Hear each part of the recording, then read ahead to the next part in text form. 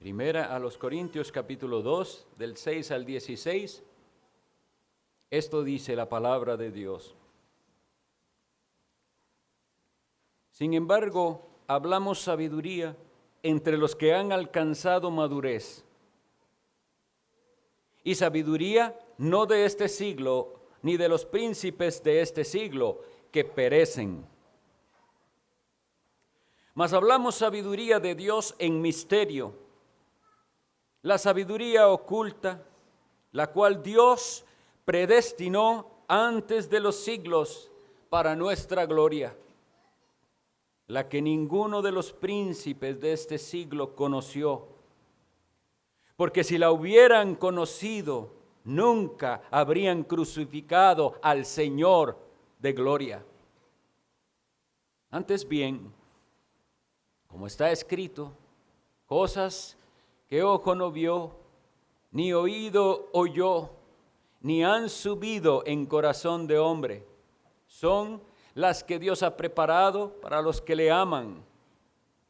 Pero Dios nos las reveló a nosotros por el Espíritu, porque el Espíritu todo lo escudriña aún lo profundo de Dios. Porque ¿quién de los hombres sabe las cosas del hombre sino el espíritu del hombre que está en él? Así tampoco nadie conoció las cosas de Dios sino el Espíritu de Dios.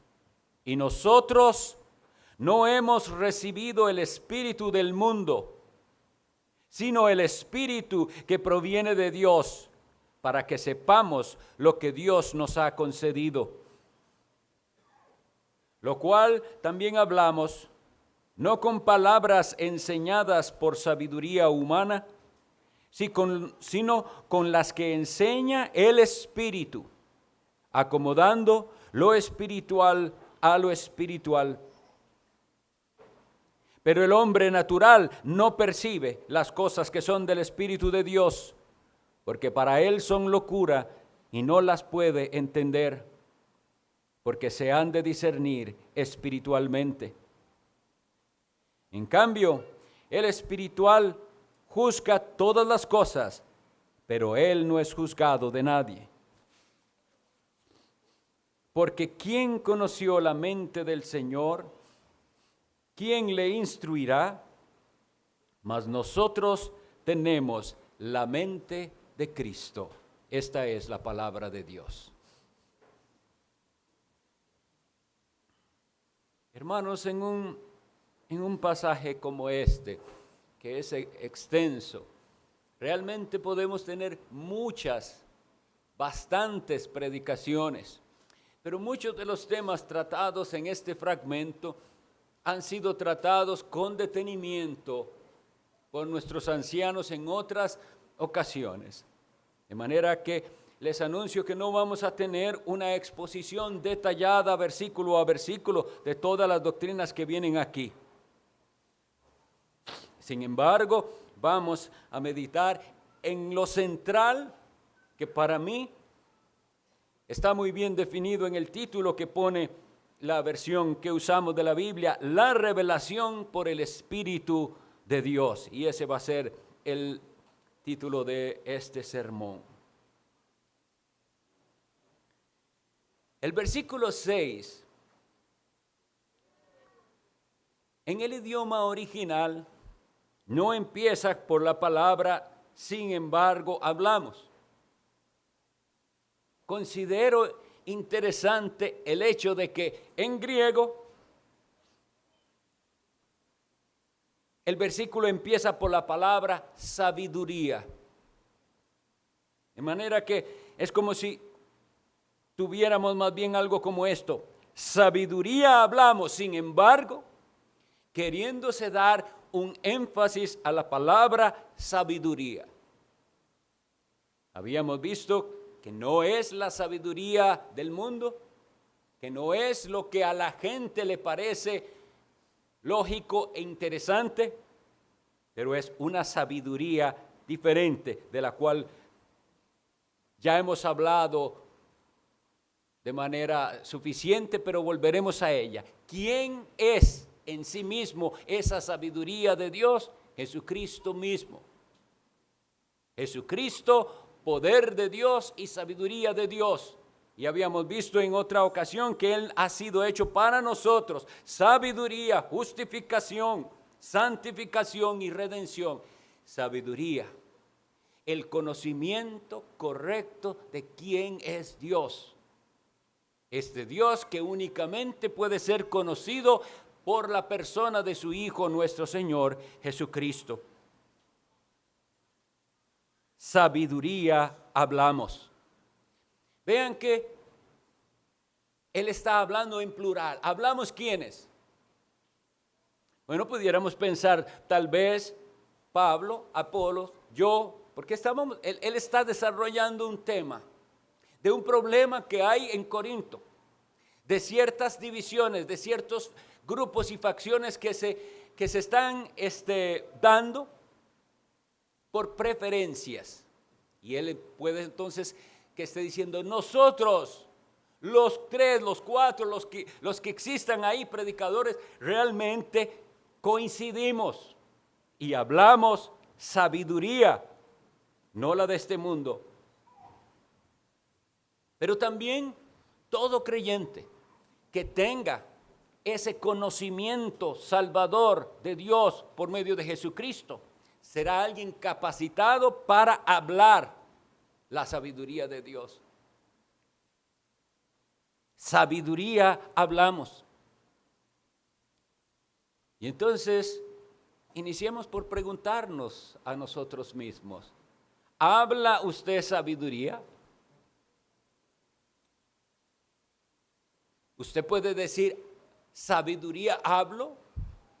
No pretenciosamente, no pensando que usted conoce mucho, que ha estudiado mucho, no es. ¿Tiene usted el conocimiento salvador de Jesucristo que le lleve a hablar esa sabiduría? ¿O simplemente tiene usted un conocimiento de la Biblia para poder entrar en ciertas discusiones sobre puntos de vista doctrinales? ¿Habla usted sabiduría? ¿Puede decir usted eso? Ojalá que al final de este sermón tenga usted una respuesta. ¿Habla usted sabiduría? El versículo dice, hablamos sabiduría entre los que han alcanzado madurez y sabiduría no de este siglo ni de los príncipes de este siglo que perecen. Es necesario aclarar que esa palabra madurez en otras partes de la Sagrada Escritura ha sido traducida de una manera diferente. Y es bueno aclararlo porque pudiera alguien entender mal de que hay clases de cristianos, unos que entienden la sabiduría y otros que no la entienden. Y ese tipo de clasificaciones dentro del cristianismo siempre es dañina. Como los que piensan, yo soy cristiano clase A y hay otros clase B. Y entonces los clase B piensan que no pueden llegar al nivel de los otros. La Biblia no nos habla en esos términos. La Biblia nos habla de que hay solo dos condiciones y dos estados. O usted está adentro o usted está fuera del reino de Dios. O usted ya entró al reino de Dios por la puerta que es Jesucristo, o usted todavía está fuera del reino de Dios. No hay clasificaciones dentro del cristianismo. Y entonces, por eso es que hace falta aclarar que esa palabra madurez en otras partes, como en Filipenses 3, es traducida como perfección. Y nosotros somos considerados los que ya hemos alcanzado esa perfección en Cristo. Filipenses capítulo 3. Es un buen ejemplo para probar este punto que yo estoy defendiendo. Filipenses capítulo 3 dice, en el versículo 15 dice, así que todos los que somos perfectos, esto mismo sintamos. Pero esa palabra perfecto que viene ahí es la misma palabra que en el otro pasaje fue traducida por madurez. Entonces, en el otro lado pudiera haberse traducido y todos los que han alcanzado perfección. Y esta palabra perfección no significa que la persona no tiene defectos, eso es otra cosa. Y para que lo entendamos, en ese mismo capítulo 3 de Filipenses, para que entendamos que esto es así, que Pablo así lo entendía, en el versículo 13 dice: hermanos, yo mismo no pretendo haberlo alcanzado ya. Pero una cosa, olvidando ciertamente lo que queda atrás, es más adelante que dice el 12, no que lo haya alcanzado ya, ni que ya sea perfecto. Vean, las palabras tienen su significado dependiendo de su contexto. Hay un sentido en el que perfección sí significa eso, sin defectos, sin ninguna mancha, y ese grado de perfección lo tendremos solamente allá. Pablo mismo está diciendo que en esta vida ni él mismo se considera haber alcanzado ese grado de perfección. Pero hay otro sentido en el que ese grado de perfección lo hemos alcanzado todos por la fe en Jesucristo. Entonces, vuelvo a mi pasaje, 1 Corintios 2:6. Lo que está diciendo aquí es que se habla este tipo de sabiduría entre los creyentes. Eso es lo que está diciendo. Los que han entrado en ese estado de perfección por la fe en Jesucristo. Y luego nos describe algo más de esta sabiduría, que no es de este siglo. Recordemos que esas expresiones, este siglo, se refiere a este mundo, a este sistema de cosas. Sobre todo me gusta aclararlo porque los niños se les enseñan qué es un siglo, y los niños piensan, un siglo son 100 años. Bueno, pero eso es uno de los significados de la palabra siglo, pero en la Escritura, este siglo es esta era. Entonces no es una sabiduría de esta era, de este mundo, sino de algo del siglo venidero. Ahora bien, nos dice algo importante. La sabiduría dice de los príncipes de este siglo que ¿qué? Que perecen. No es que perece la sabiduría, es que ellos perecen. Y tengamos siempre esto en cuenta. Hay muchos que perecen y perecerán por rechazar al que es la sabiduría de Dios, a Jesucristo. Versículo 7. Mas hablamos sabiduría de Dios en misterio, la sabiduría oculta, la cual Dios predestinó antes de los siglos para nuestra gloria. Una sabiduría en misterio. En la Biblia, cuando se habla de misterios, de lo que se nos quiere dar a entender es algo que estuvo oculto, pero que nos es revelado. Nosotros no actuamos en nuestra fe como actuaban las religiones de misterio paganas. En las religiones de misterio paganas había cosas extrañas, incomprensibles, y de hecho se impulsaba a las personas a entrar en esos trances incomprensibles también y extraños. No es eso lo que la Biblia nos dice. Ese tal misterio es algo que no era entendido porque no estaba todavía revelado, pero que llega a ser revelado. Entonces esa sabiduría estaba oculta, pero Dios desde el inicio tenía ese plan de darla a conocer. Bendito Dios. Quería darse a conocer. ¿Y cómo lo hizo? Por medio de su Hijo Jesucristo. Qué lindo es pensar que, aunque nosotros siempre decimos y entendemos que la Biblia nos enseña que todo es para su gloria, todo es para la gloria de Él. ¿Recuerdan? De Él y por Él y para Él son todas las cosas. Y sin embargo, Dios en su misericordia también se goza en compartir con nosotros, porque nos dice que esa sabiduría fue predestinada antes de los siglos para nuestra gloria.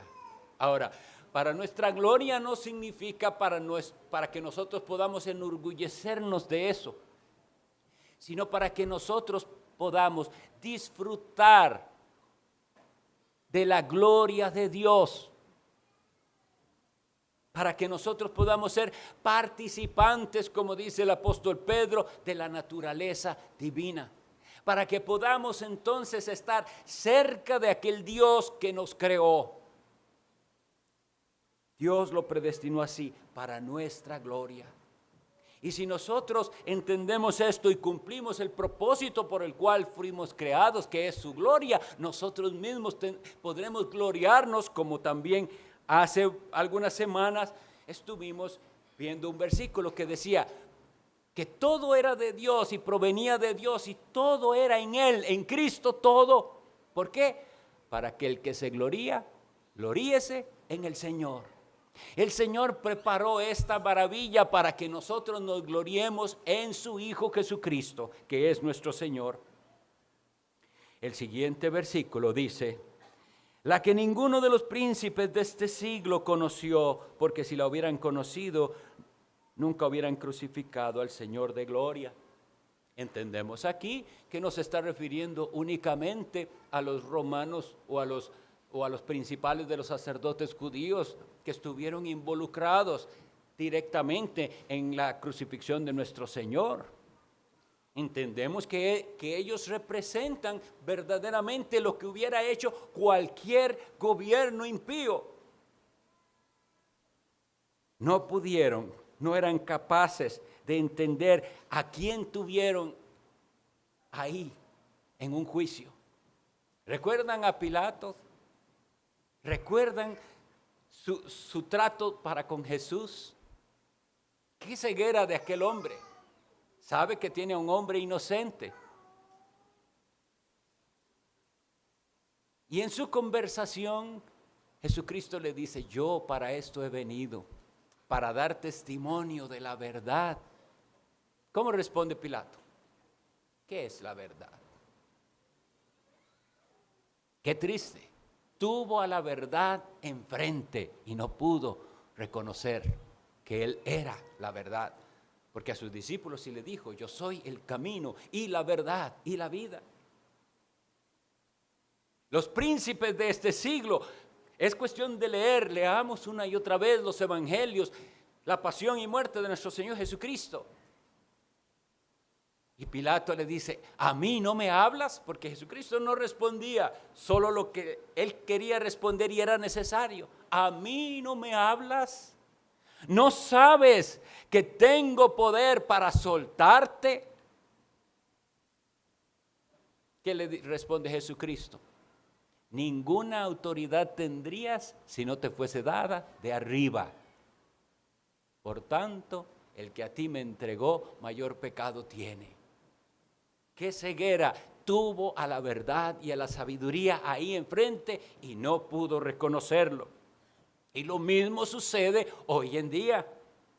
La ceguera espiritual de los que gobiernan y tienen poder. No pueden ver la sabiduría de Dios, no la pueden entender, no la pueden conocer. Y en este caso dice que si la hubieran entendido, nunca habrían crucificado al Señor de la gloria. Y aquí quisiera que hagamos una pausa, porque ¿a quién crucificaron? Ellos pensaron que a un Galileo de Nazaret. Ellos pensaron que a un simple líder de entre los judíos, o tal vez otros que un profeta un poco loco. ¿A quién crucificaron?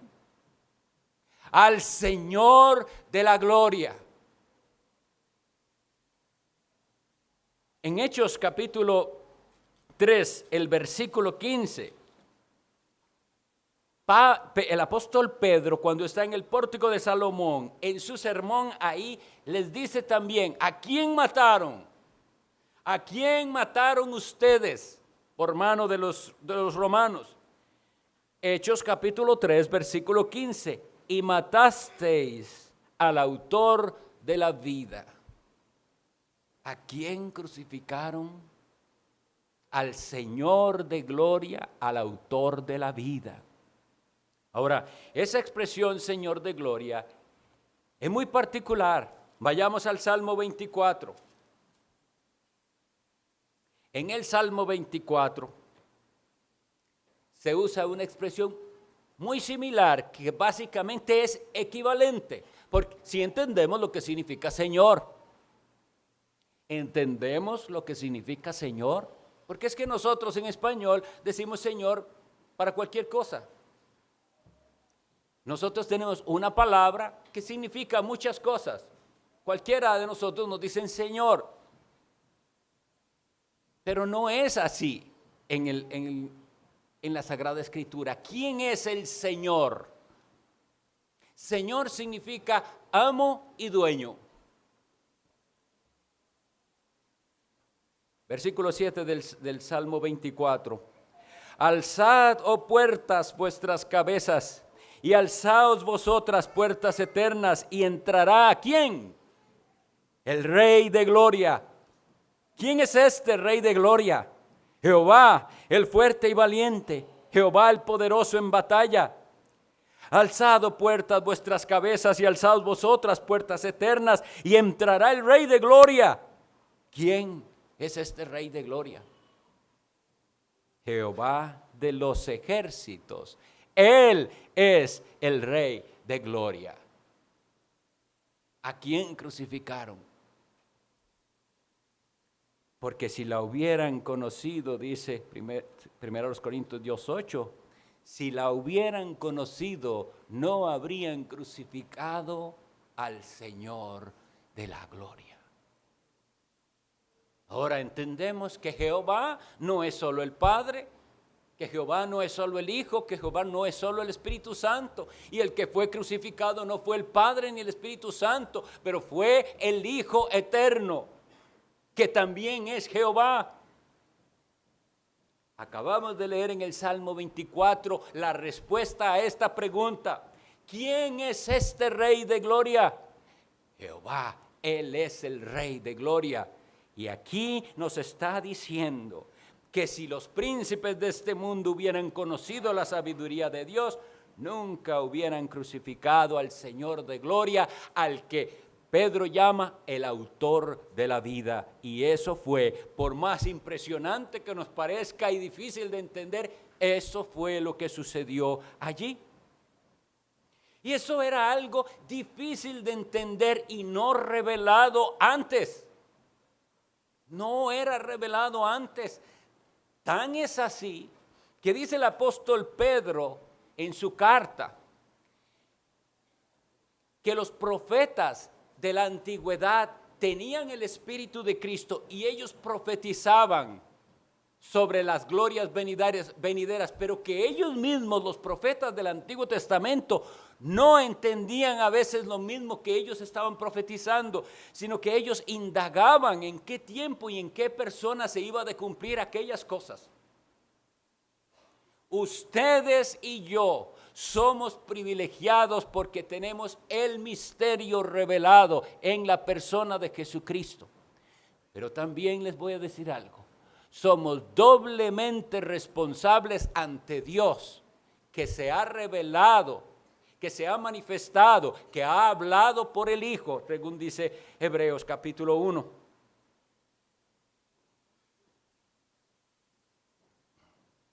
El versículo 9 es importante.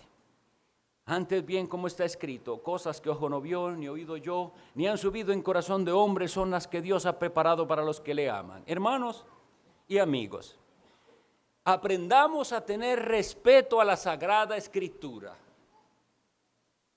¿A qué me refiero? Nosotros no podemos, no debemos de huir de querer darle a los pasajes de la Escritura el significado que a nosotros nos parezca.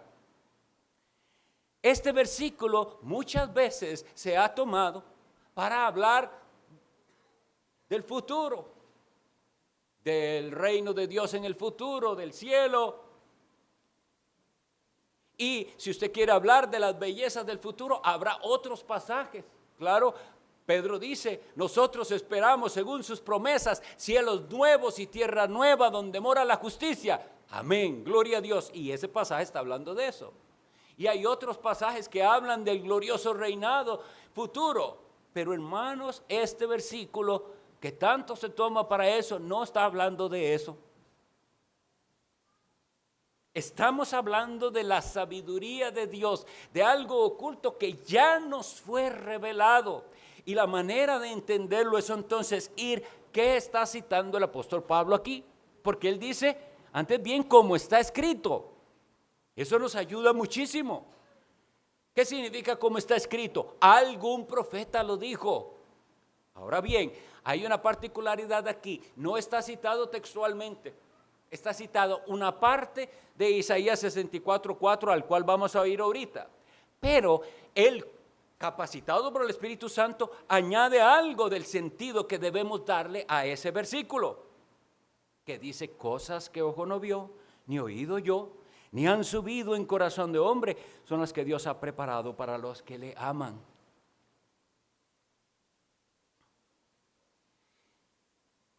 Entonces afirmo que de lo que está hablando aquí es de ese misterio revelado en Jesucristo.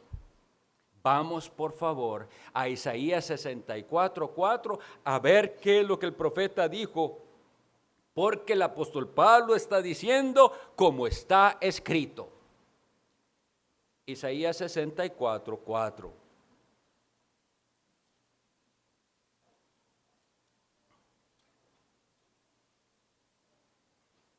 Esta es la cita. Ni nunca oyeron, ni oyeron, ni oídos percibieron, ni ojo ha visto a Dios fuera de ti, que hiciese por el que en él espera. Ven que no es exacta, pero esa es la cita que él está tratando. Ahora bien, para nosotros entenderlo mejor, les invito a que leamos Isaías 64 desde el versículo 1. Sigan la lectura ahí, Isaías 64. Oh, si rompieses los cielos y descendieras, y a tu presencia se escurriesen los montes, como fuego abrasador de fundiciones, fuego que hace hervir las aguas, para que hicieras notorio tu nombre a tus enemigos y las naciones temblasen a tu presencia. Cuando haciendo cosas terribles, cuales nunca esperábamos, descendiste, fluyeron los montes delante de ti. Y aquí viene y dice: ni nunca oyeron, ni oídos percibieron, ni ojo ha visto a Dios fuera de ti, que hiciese por el que en él espera. Mis hermanos, este clamor y esta oración de Isaías no tiene que ver con un futuro. Está diciendo: Señor, así como tú una vez viniste y tu presencia fue manifiesta en aquel Sinaí, el fuego, el humo, la presencia, el temblor de aquella montaña cuando Dios descendió para dar su ley a su pueblo, que era una manifestación de la presencia de Dios. Esas maravillas de Dios viniendo al encuentro de su pueblo, eso es lo que está orando Isaías. Señor, si descendieras otra vez, si descendieras, se derretirían los montes.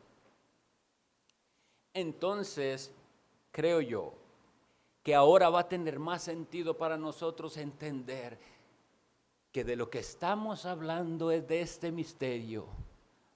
¿Habitará Dios con el hombre? Este es el misterio. ¿Será posible que Dios venga y habite con sus criaturas?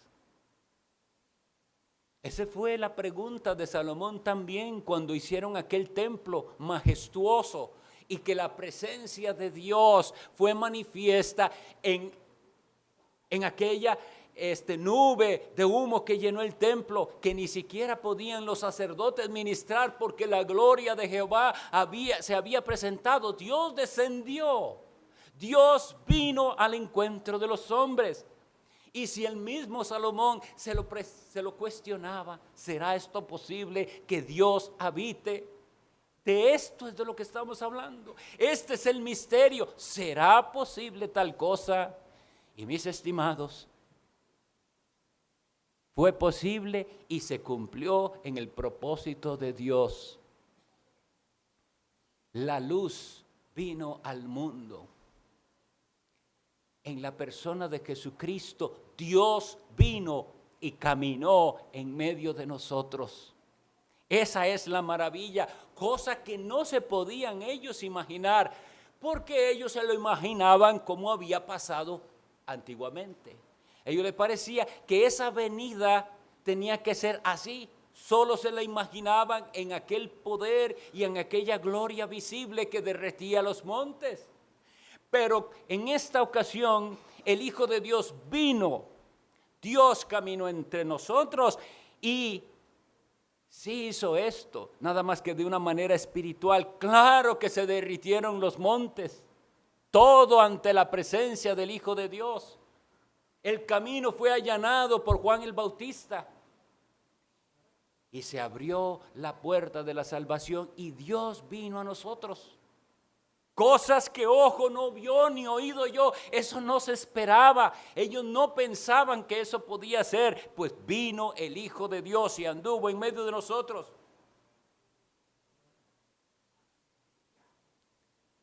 Y luego la Escritura nos dice que después Él al ascender después de su resurrección y de haber dado testimonio, Él dice a sus discípulos: quedaos en Jerusalén. ¿Hasta cuándo? ¿Qué era lo que tenían que ellos esperar en Jerusalén? Hasta la promesa del Padre, hasta que venga la promesa del Padre, la cual les dijo: oísteis de mí cuando venga el Espíritu Santo. Y en Pentecostés vino poderosamente el Espíritu Santo, el cual permanece en la iglesia para siempre. Ahora veamos, a ver si esto apoya mi tesis que les estoy expresando. Versículo 10. Pero Dios nos las reveló a nosotros por el Espíritu. ¿Me comprenden? Las cosas que ojo no vio, ni oído oyó, ni podían ser comprendidas, ni se imaginaba el ser humano que tal cosa fuera posible, a nosotros Dios nos las reveló. Entonces este versículo no se refiere al cielo ni a las maravillas que pueda tener el cielo. Otros versículos habrá que nos hablen de eso, pero aquí nos habla de la maravilla del misterio revelado. He aquí el tabernáculo de Dios con los hombres y Él habitará con ellos. Así termina el Apocalipsis.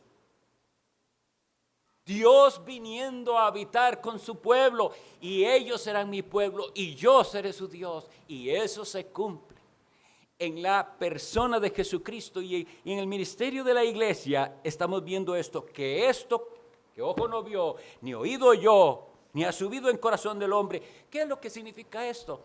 Que no son cosas que el ser humano se las esperaba ni las entendía, pero Dios las tenía, como acabamos de leer, predestinadas para nuestra gloria. La obra del Espíritu Santo. De eso es de lo que estamos hablando. Dios nos las reveló a nosotros por el Espíritu. Según también hemos leído, Dios ha determinado cómo es que el Espíritu nos revela estas cosas. El apóstol Pablo ha venido defendiendo de que la predicación del Evangelio se centra en Jesucristo y en lo que Jesucristo hizo. Nosotros predicamos a Cristo crucificado, y agradó a Dios salvar a los pecadores por la locura de la predicación. Dios ha determinado los medios. Pero sí es necesario que todos nosotros que profesamos fe en Jesucristo entendamos muy claramente que la salvación de los hombres es una obra trinitaria. Eso está claramente enseñado en la Biblia. Jesucristo dice muy claramente: nadie viene al Padre sino por mí. ¿Entendemos eso? Nadie viene al Padre, no se haga ilusiones. No hay manera de llegar a Dios si no es a través de Jesucristo, su Hijo, únicamente. Pero falta algo. Usted nunca podrá conocer a Jesucristo como debe conocerlo, a menos que el Espíritu Santo haga esa obra en su vida y le ilumine, porque si no, no entenderá. Oye, pero no entiende.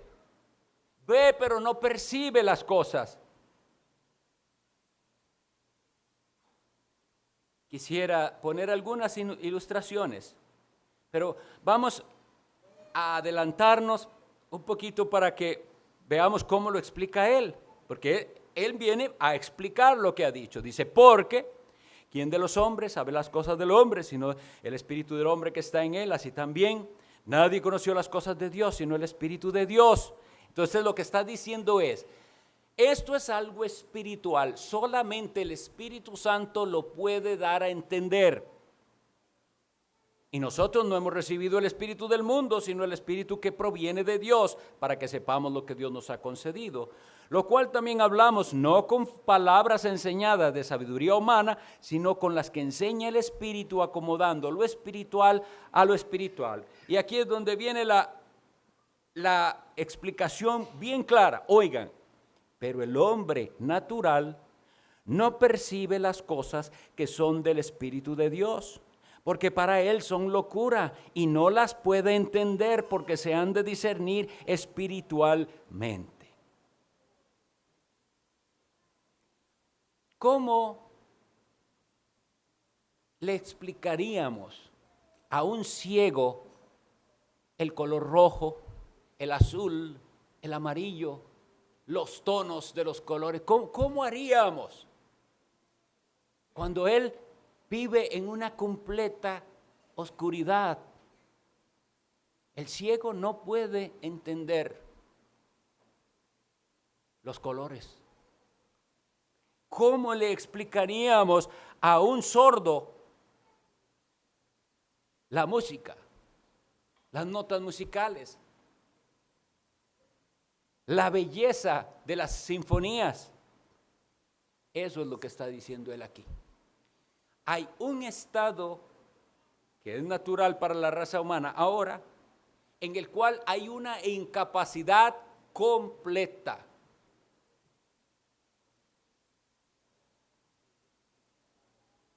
Tiene el Espíritu Santo que venir y hacer una obra en aquel que es ciego y que es sordo, para que entonces pueda ver lo que nunca había visto y oír lo que nunca había oído. Cosas que ojo no vio, ni oído oyó, ni han subido en corazón de hombre. El pecador nunca se imaginaba que un ser humano puede tener relación verdadera con Dios. El pecador cree que nosotros nos reunimos aquí por costumbre, por rutina pero no entiende lo que es una comunicación verdadera y directa. Jamás está en su mente la idea de experimentar la presencia de Dios. Y por eso la falsa doctrina falsifica eso. Falsifica la presencia de Dios, falsifica lo que es verdaderamente conocerle. Porque el verdadero Dios solo puede ser conocido si Él se revela a sí mismo. El Espíritu Santo tiene que venir a hacer esa obra, porque el hombre natural, como lo llamo aquí, y quisiera aclarar un momentito este concepto de natural antes que lo olvide. Lo que les decía, ¿verdad? Las palabras según su contexto, siempre seamos cuidadosos. No interpretemos siempre una palabra con el mismo significado, siempre, sino en su contexto. ¿Por qué lo digo? Porque a veces decimos, es que eso no es natural. ¿Y a qué nos referimos con no es natural o eso es antinatural? Realmente nos estamos refiriendo al orden de Dios en la creación. Ese es el orden natural. Entonces, ir contra el orden de Dios, de cómo Él creó las cosas, es contra natura, es antinatural. ¿Me entienden? Entonces, hay un momento en el que la palabra natural va a tener para nosotros el significado de cómo Dios hizo las cosas. ¿Está bien? Pero una vez que entra el pecado en el mundo y que cae Adán y Eva y toda su descendencia, ahora hay un cambio. Ahora llamamos natural a esta condición del hombre que no es capaz de entender las cosas espirituales y que vive dominado por el pecado y esclavizado por Satanás sin darse cuenta. Y ese ahora lamentablemente es el estado natural. No es el estado en que fuimos creados, que ese pudiéramos llamar el natural primario. Ahora este es el estado en que todo ser humano nace. No es que entra en ese estado luego, es que ya nació en ese estado y solo es cuestión de esperar. ¿Cuánto me lo confirman los papás aquí que tienen niños pequeñitos? ¿Cuánto queremos esos chiquitos con todo el alma? ¿Y cómo vemos que se va manifestando en ellos el pecado? Ahora lo natural para ellos es eso. Así nacieron, con esa tendencia a la desobediencia, al pecado, al enojo, desde que están en brazos. Esos niñitos nuestros necesitamos que la obra del Espíritu Santo los saque de su estado natural y los traiga a este estado que ahora pudiéramos llamar sobrenatural, para que entiendan y vean lo que no pueden ver. La belleza de Cristo, estas cosas que ojo no vio, ni oído oyó, ni han subido en corazón de hombre, pero que Dios ha preparado para los que le aman.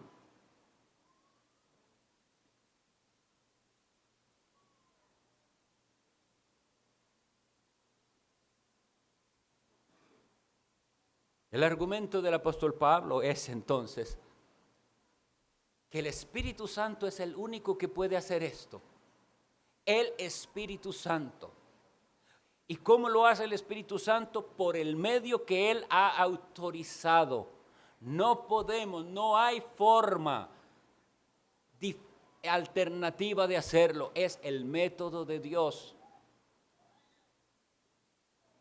El apóstol Juan lo describe muy bien en su evangelio en el capítulo 1.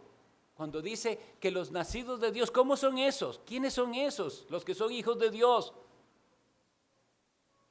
Y él explica, no son engendrados de sangre y de carne. Así no. Ni de voluntad de varón.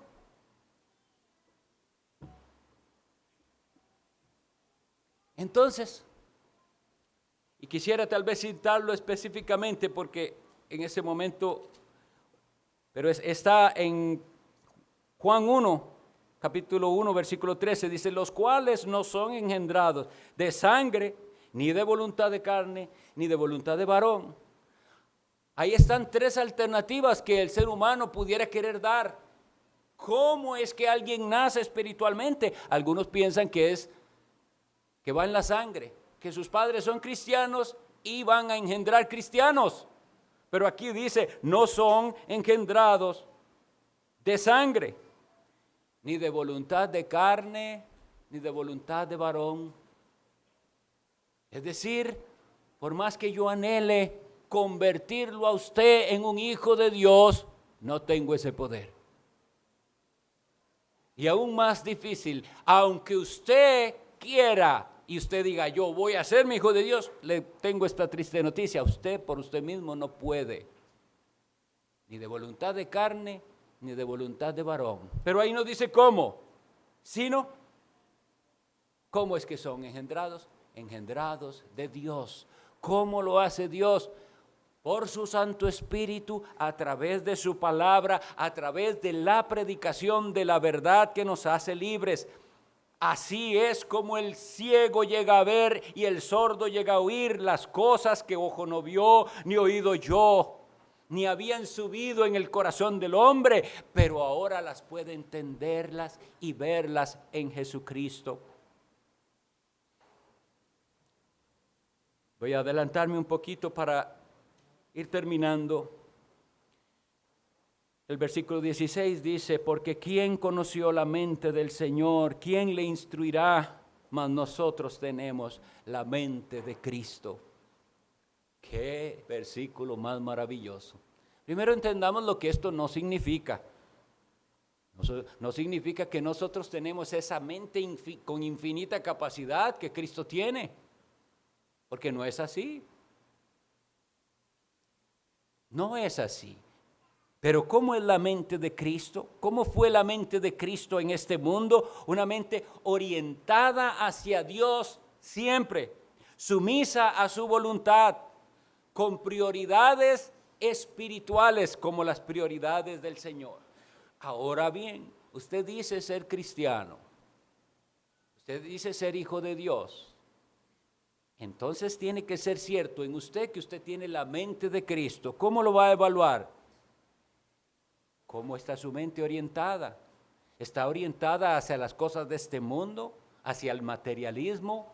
¿Está orientada como está orientada la sabiduría de este mundo? ¿O está orientada hacia Dios y hacia buscar su santa voluntad? Esto es importante entenderlo, porque si usted intenta vivir el cristianismo sin haber nacido de nuevo, sin el poder del Espíritu Santo, le aseguro que va a fracasar. Va a fracasar incluso aunque usted se sienta que está avanzando muy bien. Si usted está tratando de vivir este cristianismo en sus fuerzas, va a fracasar. Y por eso es que algunos viven la vida cristiana de esa manera tan pesada, es tan difícil. Sí, cumplen lo que dicen que hay que hacer, pero de viaje se nota que no lo están disfrutando. No saben lo que es pasar un tiempo a solas con Dios y disfrutar de esa comunión con Cristo. No saben lo que es alabar a Dios con gozo en el corazón. Y entonces se canta, ¿por qué? Porque hay que cantar. Esto es triste, es muy, muy triste. Un cristianismo que se vive como obligado. ¿Por qué está usted aquí hoy? ¿Por qué está aquí? ¿Deseaba venir? ¿Hay en su corazón un anhelo de estar en la presencia de Dios? No es posible sin el Espíritu Santo disfrutar de lo que es espiritual. El espíritu del mundo domina a los que son del mundo. Así es la realidad. Sabemos que hasta el espíritu del mundo, y leímos, nosotros no hemos, si somos cristianos, no hemos recibido el espíritu del mundo, sino el espíritu que proviene de Dios. Sin embargo, aunque usted sea hijo de Dios, debe ser consciente que el espíritu del mundo trata de influir en aquellos que son de Cristo para arrastrarlos a los estándares de este mundo. Seamos conscientes de estas verdades. Es cuando olvidamos la maravilla de lo que Dios nos ha revelado, de lo que nos ha dado en su Hijo Jesucristo, que entonces podemos sostenernos y decir, no quiero ninguna de esas ofertas del diablo, del pecado, del mundo, no las quiero, yo tengo algo muchísimo mejor. ¿Por qué? Porque ahora entiendo cosas que ojo no vio, ni oído yo, ni habían subido en mi corazón, algo que yo ni me imaginaba que era posible, ahora lo tengo y no quiero por ningún motivo perderlo, ni que se opaque en mí. Por eso la pregunta para ir terminando es, ¿ha recibido usted el Espíritu Santo? ¿Ha recibido al Espíritu Santo? Lo triste es cuando vemos la doctrina errónea que equipara a recibir el Espíritu Santo a una experiencia sentimental, emocional, pasajera, que no cambia la vida. En cambio, estamos hablando de ese entendimiento, de ese abrir los ojos y de esa capacidad de escuchar la verdad de Dios y entenderla, y de mirar al Hijo de Dios, cuán precioso es Él, como nunca lo había usted visto antes. Entonces se va a cumplir en usted. Y usted va a decir, no sé ni en qué momento, no sé exactamente cómo sucedió, pero sé que el Espíritu de Dios está en mí. ¿Por qué? Porque ahora aprecio las maravillas de la salvación y porque ahora no me interesan las cosas del mundo como me interesaban antes. Mis prioridades han cambiado.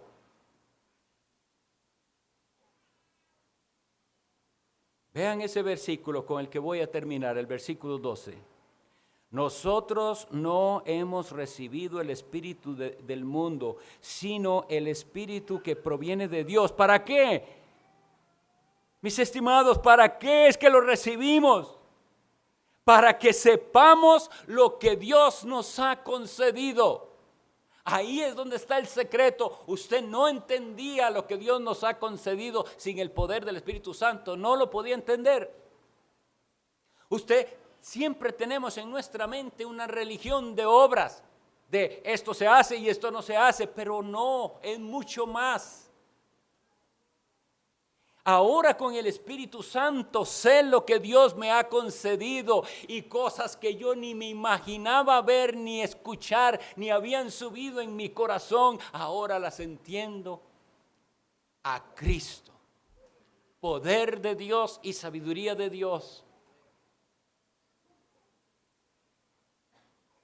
Quiera Dios que estas palabras en las que hemos reflexionado las use el Espíritu Santo para llevarle a usted, que nunca ha visto y que nunca ha oído, a ver y a escuchar y a entender quién es Jesús. Oremos.